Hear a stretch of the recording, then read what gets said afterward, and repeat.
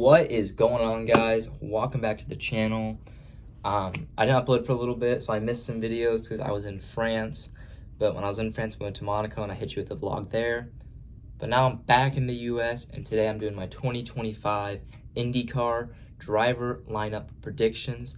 So basically today, I'm going to start with my most confident team on what I think their lineup's going to be to my least confident team.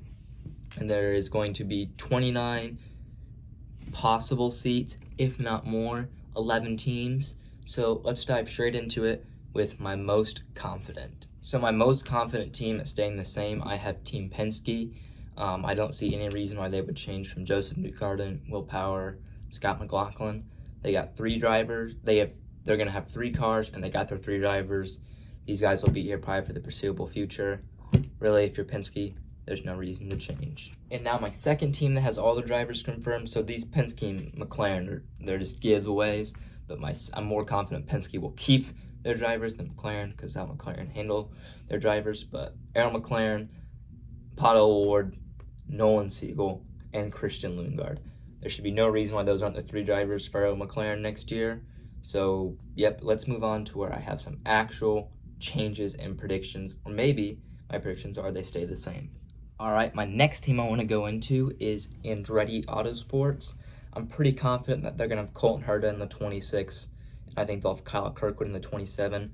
They've been phenomenal this year. There's no reason to change them to.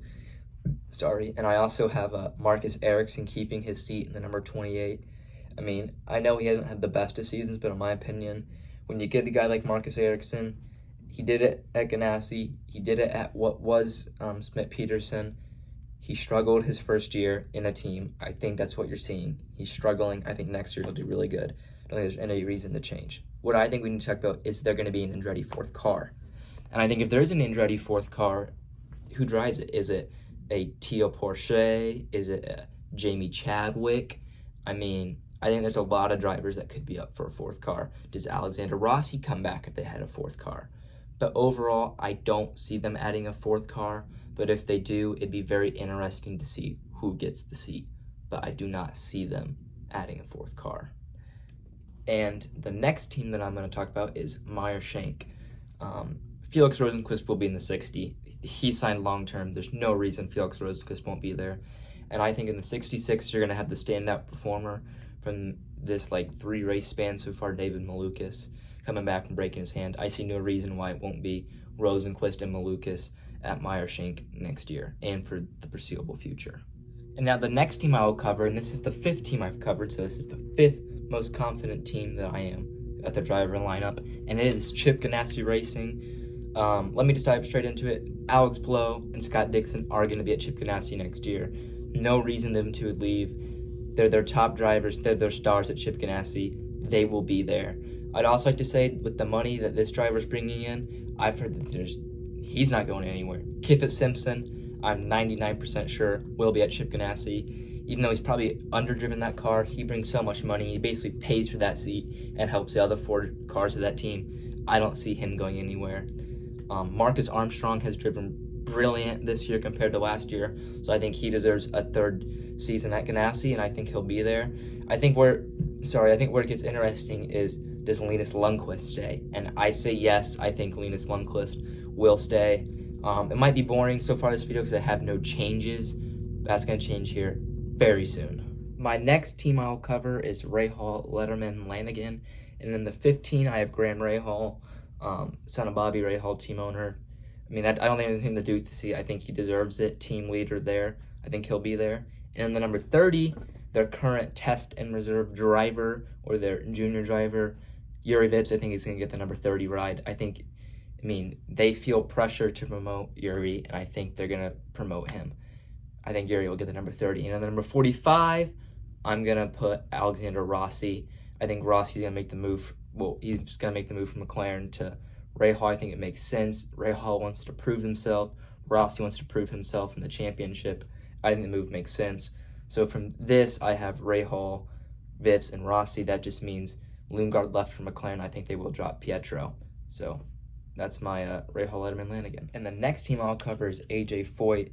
And first and foremost, Santino Ferrucci, I don't think is going anywhere. I think he's going to keep number 14. Santino screams Foyt driver. Foyt loves him. He's not going anywhere. But in the 41, I don't have Stingray Rob. I have Connor Daly. I think Connor Daly's going to bring the polka dot. Sorry, I forgot what I was saying. The polka dot sponsor over, and I think that he'll be in the number 41 AJ Foyt Racing machine next year. The next team I'll be doing is Prema, and I think the rumors are true. I think Logan Sargent will be at the team. Unfortunately, I don't know why, but I think Prema will sign Logan Sargent. I think alongside him, there's going to be Theo Porcher. I mean, it just makes sense. Prema's heavily in Europe. Theo's an F2 champ. I don't know. I just think it makes sense. So I think Logan and Theo, your Prema. And the next team I'm going to cover is Dale Coyne. And number 18, I think Toby Solari. I don't know how you say it. Sorry. I think he'll be in the number 18. He impressed very well at Mid-Ohio. So I think Toby will be in that car. And number 51, I think it's going to be Pietro Fittipaldi. I think he's bringing the 5-hour energy. And I think he's a decent enough driver to keep his seat and bring big sponsorship. I think that's what Dale wants. So that's my Dale Coyne lineup. The next team I'll cover is Ed Carpenter Racing. I think Renus VK will keep his seat at Ed Carpenter Racing. I don't think there's really any reason to change that. Alongside him, I have Miles Rao. Miles Rao, yeah. Indy Lights driver. He's doing very good this year. I think that he's impressed enough. Penske loves him.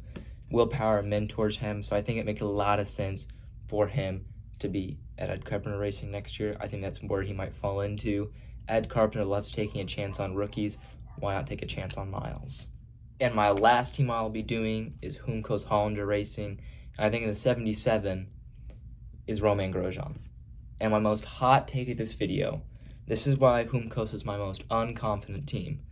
Because I don't think Canapino is going to be there. In fact, I don't think Canapino is going to be in IndyCar next year. I think Jacob Abel is going to be the number 78 HumCoast ride. I really do. I already see maybe a HumCoast and Abel Motorsports partnership where you have the two HumCoast rides, but then Abel is like partners with them at the 500 so they can enter their team. I already see it. I already see it happening. I'm looking into the future. I think Jacob Abel, HumCoast. So thanks for watching. Hopefully you watched every second of this video. And if you did, please subscribe and see ya.